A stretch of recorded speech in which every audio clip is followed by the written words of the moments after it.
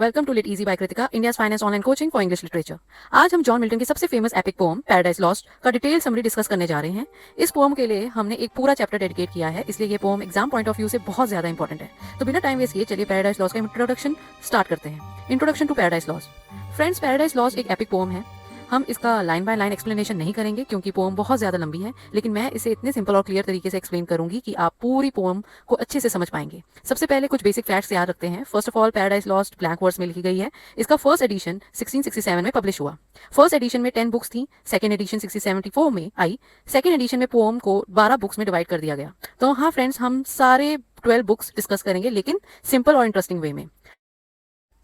So we are going to start with book 1 first. Book 1 की शुरुआत में Milton एक डाइटी, गॉड, स्पिरिट, म्यूज से मदद मांगता है। मिल्टन का मानना था कि म्यूज उसे बेटर पोएट्री लिखने में हेल्प करेगी, और ये ट्रेडिशन पहले के पोएट्स भी फॉलो करते आए हैं।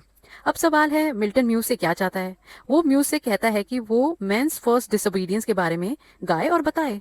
आप सोच रहे होंगे मिल्टन ह्यूमंस को शर्मिंदा क्यों करना चाहता है, लेकिन मिल्टन क्लियर करता है कि उसका एम है to justify the ways of God to man. मतलब वो बताना चाहता है फर्स्ट ऑफ ऑल मैन ने गॉड की डिसोबीडियंस कैसे की और उस डिसोबीडियंस का रिजल्ट क्या हुआ।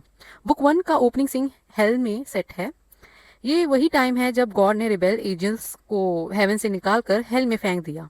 यहाँ हम सैटर्न और उसके क्लोज कंपेनियन बेल्जेबब को देखते हैं, जो फेरी लेक में पड़े हुए हैं। उन्हें हेवन से क्यों निकाला गया? Question mark. इसकी बैक स्टोरी आपको बुक 5 में मिलेगी। तो यहीं पे सैटर्न और बेल्जेबब डिस्कस करते हैं कि क्या उन्हें गॉड से बदला लेना चाहिए। बेल्जेबब मानता है कि गॉड को हराना नामुमकिन है, लेकिन सैटर्न कहता है कि वो गॉड को हरा सकता है। यही सैटर्न अपनी मोस्ट फेमस लाइन बोलता है, please mind it, the mind in itself own place and in itself can make a heaven of hell and a hell of heaven. Most important line from exam point of view. फिर Saturn अपनी fallen angel army को उठाने के लिए कहता है। सब angels मिलकर जमीन खोदते हैं, गोल्ड और मिनरल्स निकालते हैं और एक ग्रैंड पैलेस बनाते हैं, जिससे कहते हैं pandemonium. Pandemonium is equal to Saturn का throne plus meeting place. Netflix series Lucifer देखने वालों को ये काफी फेमिलियर लगेगा। इस थ्रोन का मतलब क्या है? ये दिखाता है कि सैटर्न और उसके फॉलोअर्स हेल में भी हेवन की ग्लोरी को कॉपी करना चाहते हैं।